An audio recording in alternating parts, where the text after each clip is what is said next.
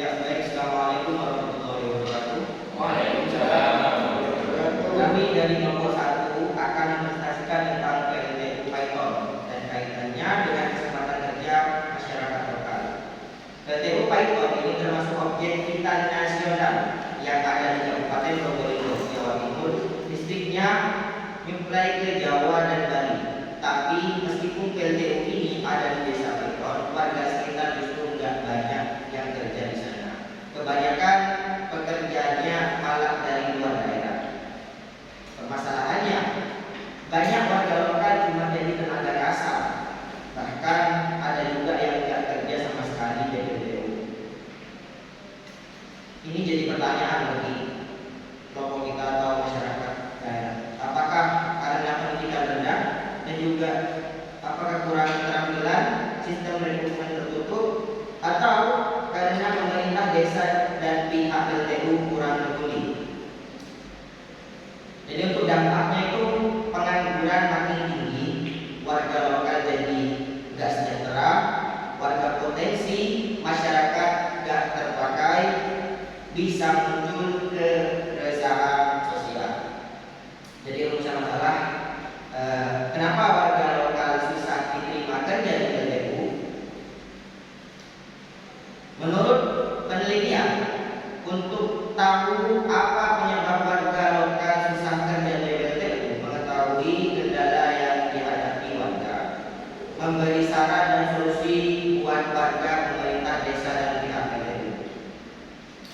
Jadi buat masyarakat biar sadar pentingnya nambah skill dan ilmu, buat pemerintah desa jadi ada evaluasi program perbedaan buat PLTU. Buat PLTU biar lebih peduli dan terbuka kepada sekitar. PLTU ini seharusnya bisa jadi harapan buat warga sekitar, bukan malah jadi penonton.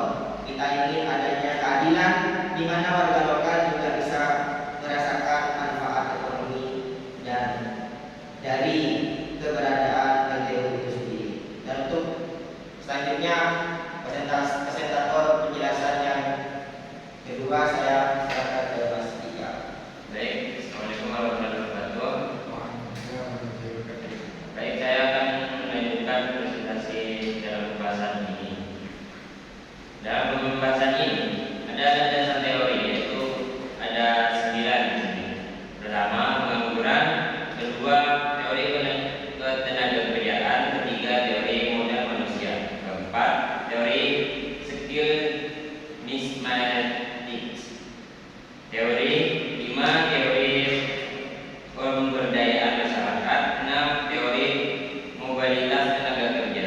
7, teori partisipasi lokal dalam pembangunan. Dan 8, teori ketimpangan wilayah. 9, teori model sosial.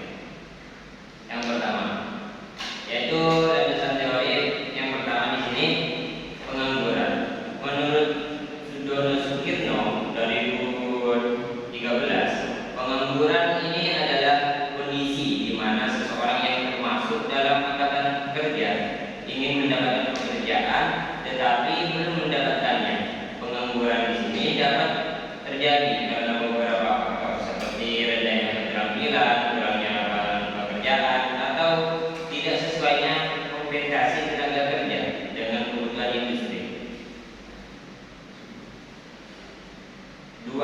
Teori ketenagakerjaan. Menurut Sudono tahun 2006 di sini ketenagakerjaan di situ adalah keterlibatan penduduk usia kerja dalam kegiatan produksi untuk memperoleh penghasilan. Salah satu indikator keberhasilan pembangunan ekonomi satu daerah adalah menjauh mana proyek-proyek besar seperti PLTU dalam pembahasan kali ini dapat menyerap tenaga kerja lokal. Jika serapan tenaga kerja lokal rendah, berarti terjadi ketidaksesuaian antara kebutuhan tenaga kerja dan kemampuan yang dimiliki oleh masyarakat setempat. 3. Teori modal manusia. Gary Becker di sini membuat teori dalam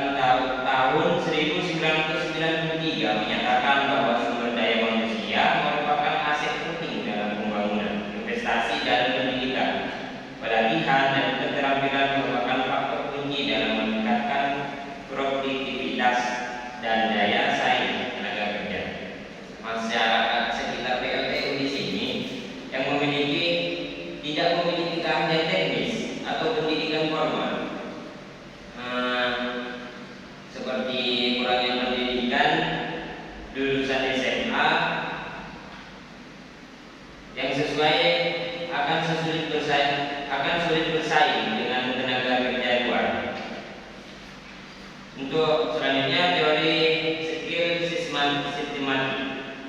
Teori skill sistematik ini menyatakan bahwa pengangguran dapat terjadi ketika keterampilan yang dimiliki oleh tenaga kerja tidak sesuai dengan kebutuhan oleh dunia industri.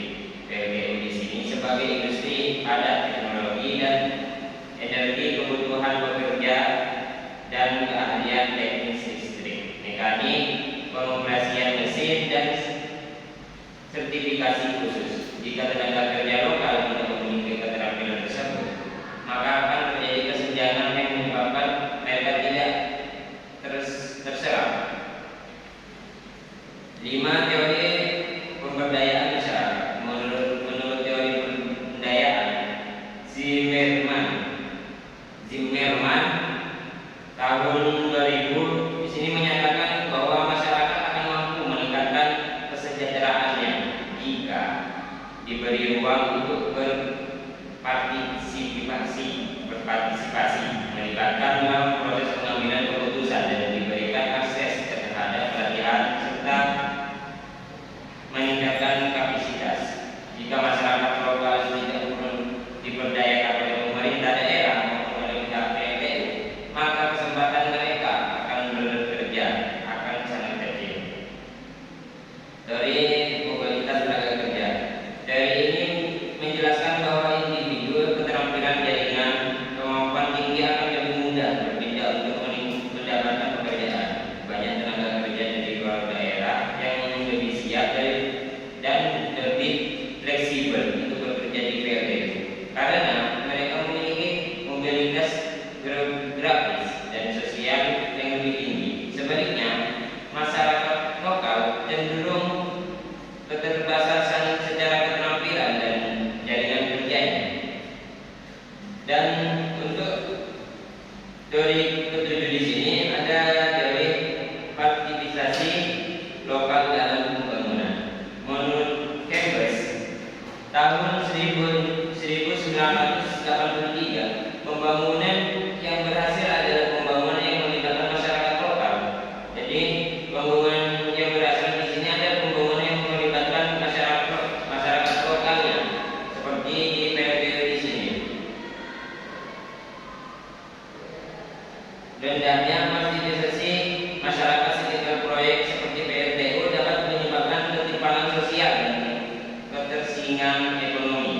Di sini mana proyek besar berjalan, namun warga sekitar tetap menganggur dan termarginalkan. Dari ketimpangan wilayah. Dalam konteks teori di sini, Wilson mengatakan pada tahun 1965 mengemukakan bahwa pertumbuhan ekonomi tidak sesuai disertai pemerataan pembangunan antar wilayah. Dalam konteks PLTU IPA di sini terjadi ketimpangan antara pembangunan proyek besar atau dengan kondisi sosial ekonomi masyarakat lokal yang masih tertinggal, sehingga pengangguran tetap tinggi meskipun ada industri besar di wilayah tersebut. Yang terakhir, teori modal sosial. Dalam teori modal sosial di sini kami mengambil dari Robert Putnam pada tahun 2000. Robert Putnam di sini menjelaskan bahwa modal sosial seperti jaringan kerja, hubungan sosial dan kepercayaan memainkan peran penting dalam keberhasilan seseorang mendapatkan pekerjaan. Tenaga kerja lokal seringkali memiliki akses informasi kerja atau jaringan ke dalam sistem rekrutmen PLTU sehingga sulit untuk ikut bersaing. Untuk selanjutnya, pembahasan selanjutnya akan diserahkan ke presentator. Baik, terima kasih. Di sini saya akan melanjutkan terkait metode penelitian. Jadi untuk metode penelitian di sini kita menggunakan metode penelitian deskriptif kualitatif, yang mana bertujuan untuk menggambarkan fenomena sosial yang terjadi saat ini. Untuk lokasi dan waktu penelitian ini kita melakukan penelitian dilakukan di Desa Baiton, Dusun Kerajaan, RT 10 RW 5 Kabupaten Probolinggo, Jawa Timur.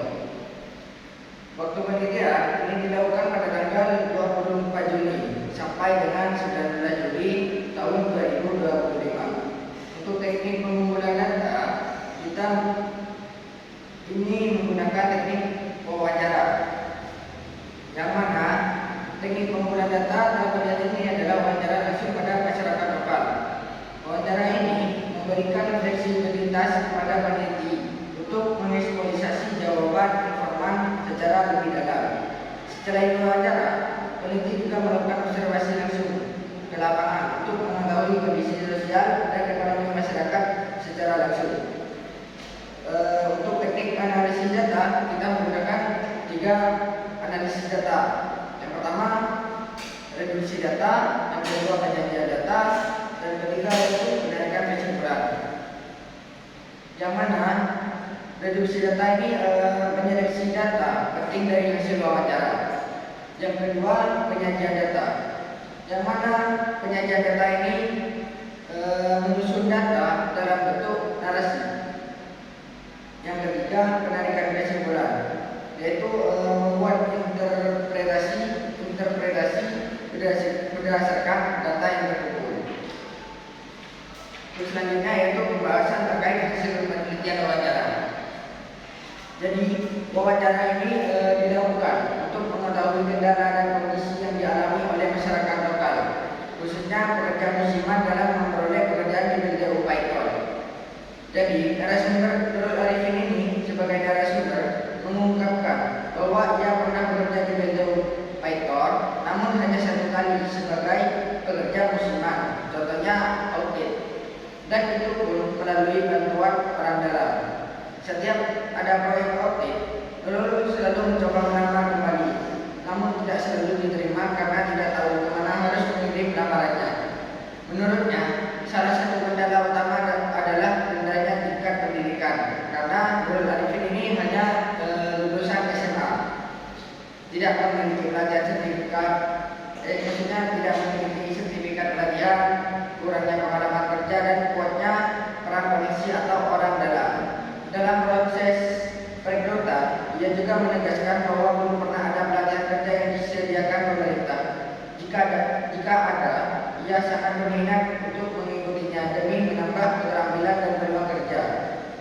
Nurul sangat ingin bekerja di BLTU Python karena gaji yang ditawarkan cukup besar, bisa mencapai 6 juta sampai 7 juta per bulannya. Baginya, bekerja di BLTU merupakan harapan untuk memperbaiki ekonomi keluarga dan membuka usaha sendiri di masa depan. Ia juga membenarkan bahwa sebagian besar BLTU Python berasal dari luar daerah, khususnya di unit 3 sampai 8, sedangkan unit 1, 2, dan 9 masih melibatkan tenaga lokal. Meskipun tetap ada tenaga luar saat tidak bekerja di BLTU, Nurul Arifin ini mencari pekerjaan lain, seperti halnya menjadi buruh panen padi untuk memenuhi kebutuhan sehari-hari.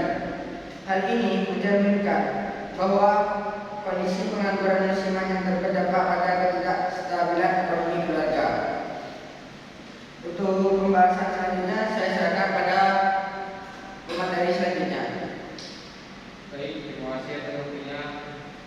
Dari masalah-masalah yang telah kami kemukakan maka kami bahas sebagai berikut. Inilah penyebab gagal jadi diterima bekerja di BLTU Python. Pertama, minimnya tingkat pendidikan dan kualifikasi rendah. Sebagian besar warga lokal hanya memiliki pendidikan SMP atau SMA. Sementara itu, polisi di BLTU umumnya memerlukan keahlian teknik dan sertifikasi tertentu seperti D3 atau S1 teknik mesin, listrik atau yang lebih. Yang kedua, perlunya keterampilan teknis. BLTU membutuhkan tenaga kerja dengan keahlian spesifik seperti operator turbin, teknisi listrik atau kontrol panel. Warga lokal umumnya belum memiliki pelatihan atau sertifikasi khusus yang dibutuhkan untuk posisi tersebut. Ketiga, minimnya informasi dan akses internet. Proses perekrutan BLTU sering dilakukan secara online atau melalui pihak ketiga. Banyak warga lokal tidak mengetahui lowongan yang dibuka karena keterbatasan akses internet atau informasi.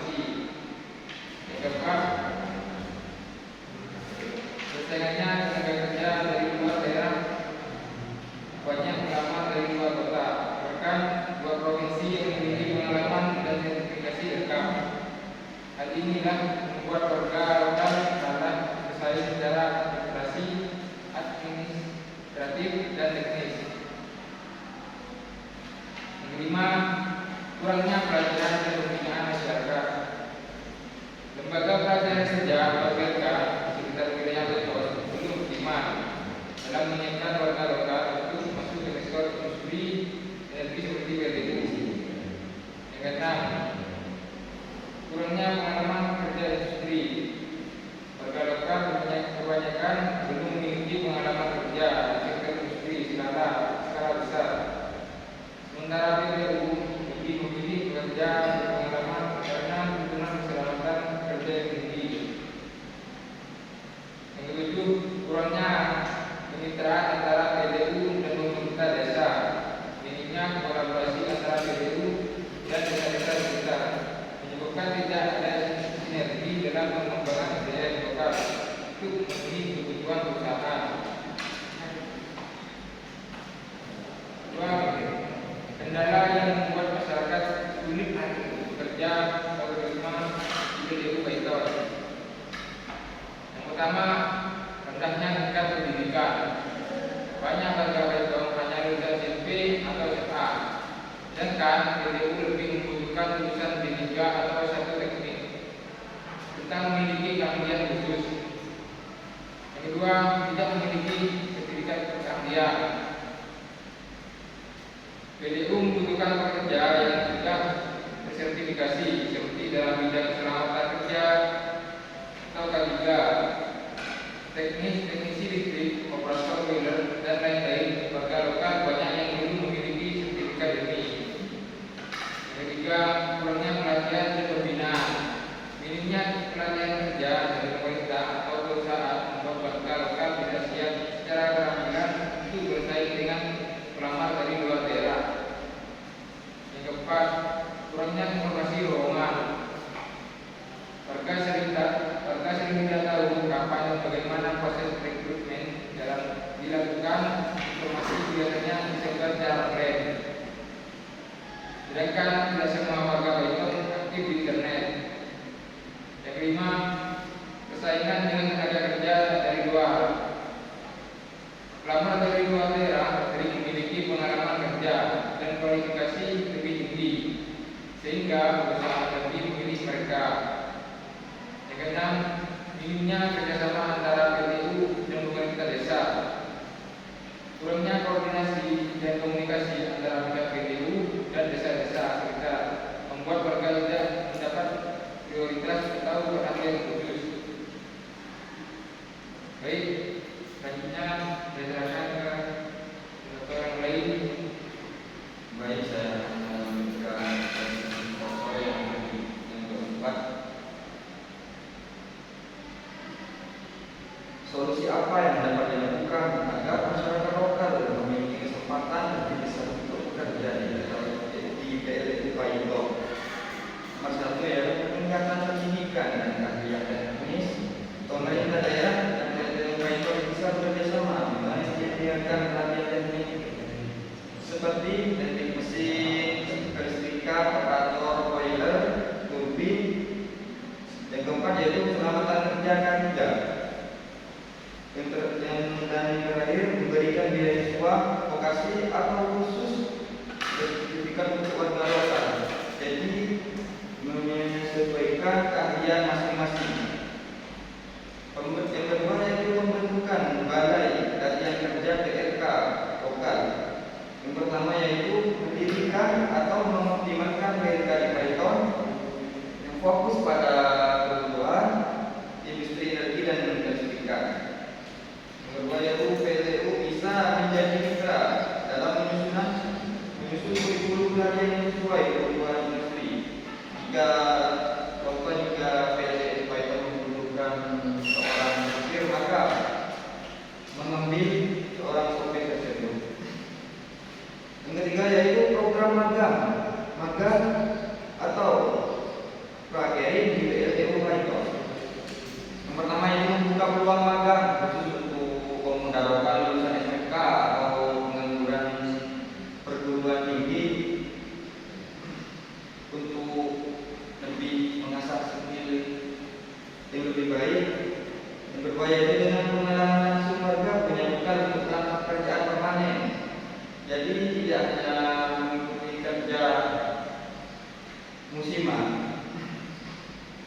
Yang keempat yaitu transparansi informasi rekrutmen. Pertama yaitu BTU perlu menyebarkan informasi lowongan secara terbuka ke desa-desa sekitar biar warga sekitar bisa mengetahui. Yang kedua yaitu gunakan media lokal untuk mengumumkan desa dan forum pemuda agar semua warga tahu bahwa BTU mengadakan lowongan pekerjaan. Yang kelima yaitu penyuluhan dan pembinaan sikap kerja. Yang pertama yaitu lakukan pelatihan soft skill. Kedua yaitu disiplin kerja. Yang ketiga yaitu etika profesional. Karena dalam bekerja itu etika sangat dibutuhkan atau penting. Yang keempat yaitu komunikasi kerja antar tim.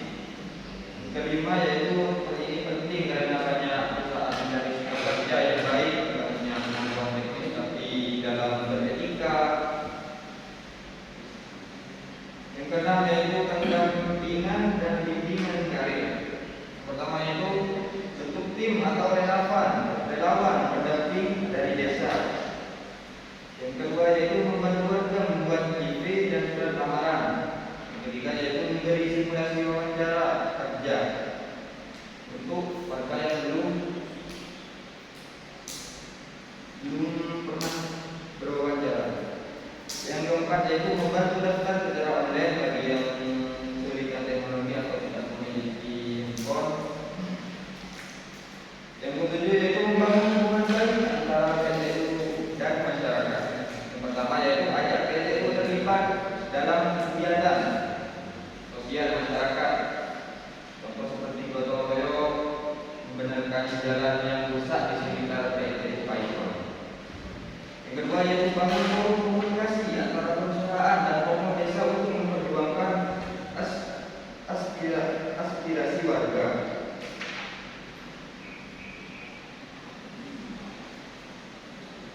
Kelima yaitu kesimpulan. Berdasarkan hasil wawancara dengan Bapak Nurul Arifi, seorang pemuda berusia 29 tahun, lulusan SMA dapat disebutkan bahwa masyarakat lokal di desa Paiton mengalami kesulitan dalam mendapatkan pekerjaan di proyek PTU Paiton. Meskipun memiliki keinginan kuat untuk bekerja di sana, Nurul hanya pernah bekerja satu kali sebagai pekerja penerimaan, yaitu audit, dan itu pun melalui koneksi orang dalam. Beberapa kendala utama yang dihadapi antara lain, nomor satu yaitu keterbatasan pendidikan dan sertifikat. PTU cenderung menjadi pekerjaan dengan pelatihan khusus dan pengalaman kerja. Sementara di SMA seperti itu belum memiliki kualifikasi tersebut. Karena zaman dahulu tidak semua orang mampu menyekolahkan anaknya, kekurangan biaya. Yang kedua yaitu minimnya informasi dan akses melamar. Banyak warga tidak tahu melamar kemana dan sulit mendapatkan akses atau informasi rekrutmen resmi. Yang ketiga yaitu dominasi tenaga kerja dari luar. Pekerjaan tetap atau posisi penting di PTU lebih banyak diisi oleh orang luar yang dianggap sudah terpercaya atau memiliki kondisi. Yang keempat yaitu tidak ada pelatihan dari pemerintah. Tidak ada pelatihan kerja dari pemerintah yang mendukung warga lokal untuk meningkatkan keterampilan mereka agar sesuai dengan kebutuhan PTU Paiton. Contoh, seorang pemuda yang belum bisa mengasah skill menjadi operator, atas pelatihan pemerintah dia bisa mengetahui atau mendalami ilmu untuk menjadi operator. Yang kelima yaitu ketergantungan pada orang dalam untuk bisa bekerja di proyek PTU Paiton. Mayoritas membutuhkan bantuan dari orang dalam yang membuat masyarakat lokal tanpa koneksi menjadi tersisih. Yang keenam yaitu pengaruh terhadap penghasilan keluarga. Karena sulit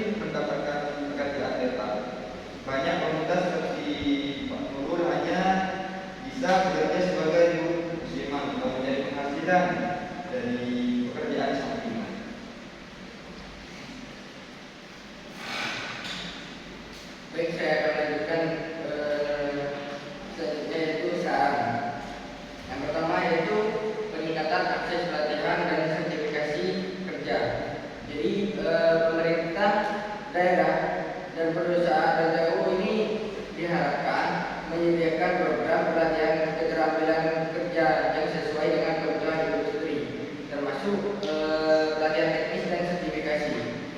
Program pelatihan tersebut sebaiknya diutamakan untuk warga lokal, terutama lulusan SMA atau sederajat. Yang kedua, transparansi rekrutmen. Perusahaan PLTU perlu menyediakan sistem rekrutmen yang terbuka dan mudah diakses oleh masyarakat sekitar, seperti lowongan kerja secara resmi di desa-desa sekitar proyek. Penggunaan sistem seleksi yang adil tanpa tergantungan pada orang dalam sangat penting agar kesempatan kerja lebih merata. Yang ketiga yaitu kemitraan dengan pemerintah desa dan lembaga pendidikan. PLTU dapat menjalin kerjasama dengan pemerintah desa dan sekolah-sekolah lokal untuk melakukan sosialisasi karir dan menjaring tenaga kerja potensi sejak dini. Seperti contohnya program magang atau pelatihan kerja bagi siswa SMA juga bisa menjadi jembatan awal untuk sebelum masuk dunia kerja. Yang keempat, pemberdayaan ekonomi alternatif. Bagi warga yang tidak terserap di proyek PLTU, perlu ada dukungan pengembangan ekonomi kreatif atau UMKM melalui pelatihan wirausaha dan bantuan modal usaha. Dengan begitu, warga tetap dapat berproduktif dan tidak bergantung sepenuhnya pada proyek PLTU tersebut. Yang kelima, pengawasan dan evaluasi. Pemerintah daerah dan lembaga pengawas tenaga kerjaan perlu memantau sejauh mana perusahaan-perusahaan besar seperti proyek PLTU Python ini memberikan kontribusi langsung terhadap tenaga kerja lokal. Jadi cukup sekian dari kelompok kita, kelompok 1. Saya perwakilan dari kelompok 1 ingin mengakhiri presentasi kali ini dengan bacaan hamdalah. Alhamdulillah. Sekian dari kelompok 1.